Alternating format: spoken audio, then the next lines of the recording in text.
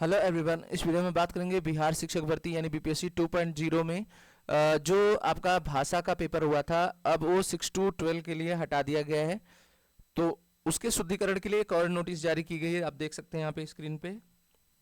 वैसे देखा जाए तो ये शुद्धिकरण एग्जाम से पहले जारी करना चाहिए था, बाद में जारी करने का मतलब है कि जो मेरिट बनने वाले थे उसमें थोड़ा बहुत बदलाव देखने को आपको मिल सकता है। ठीक है, क्योंकि जैसे आपका मान लीजिए पेपर ये आपका भाषा का हो गया, लैंग्वेज का हो गया, इधर सब्जेक्ट का हो गया, क्लियर है।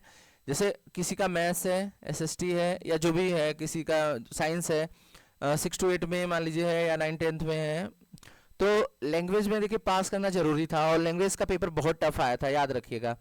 तो जैसे जो अभ्यर्थी सॉल्व कर रहे हैं यहाँ पे, इसको छोड़ करके आना पड़ा था उन्हें सब्जेक्ट में, कि हम यहाँ पे पास नहीं होंगे तो हमारा ये मतलब ये आगे का चेक ही नहीं होगा सब्जेक्ट का।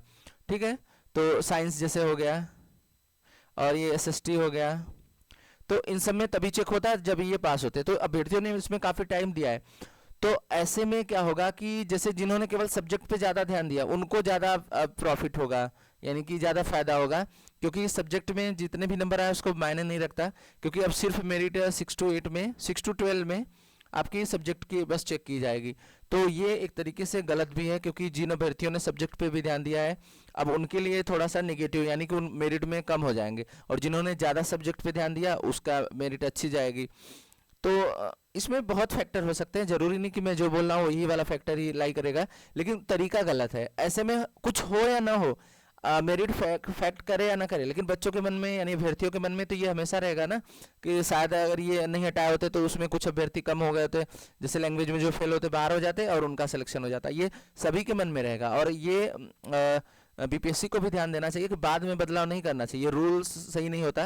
वैसे ये भर्ती कुछ अभ्यर्थियों का कहना है कि हम कोर्ट भी जाएंगे, तो कोर्ट में जाएंगे तो कोर्ट बिल्कुल डिसीजन अभ्यर्थियों के फेवर में ही देने वाला है, क्योंकि यहाँ पे रूल होता है कि आप एग्जाम के बाद कोई बदलाव नहीं कर सकते। लेकिन अब सरकार है भाई, सरकार पे ज़्यादा हम बोल नहीं सकते कुछ भी। अब जो भी बदलाव होगा विभाग कर रहा है, तो लेकिन जो भी न्यूज़ है मैं यहाँ पे बता दे रहा हूँ। अब इन्होंने क्या शुद्धि पर पत्र जारी किया है, शुद्धि पत्र देख सकते हैं यहाँ पे। बोला जा रहा है कि अध्यापक नियुक्ति प्रतियोगिता परीक्षा में भाषा अर्धांक के संबंध में दिनांक 18/12/2023 को निर्गत सूचना के अंतिम पंक्ति प्राप्तांक को मेघा तैयार करने में प्रयोग में लाया जाएगा। को प्राप्तांक को द्वितीय टी ब्रेकर की स्थिति में मेगा तैयार करने में प्रयोग में लाया जाएगा या पढ़ा जाएगा। ठीक है, अब इनका कहने का मतलब है जैसे दो अभ्यर्थी एक ही मार्क्स लाते हैं, जैसे किसी का 70 आ गया, 70 आ गया, ठीक है, तो उनको कैसे लेंगे, तो इस बेसिस पे हमको लग रहा है कि जिसका सब्जेक्ट में ज़्यादा होगा उसके मार्क्स देखे जाएंगे। ठीक है, तो ये बहुत बड़ा मतलब यहाँ पे बहुत इफेक्ट नहीं है।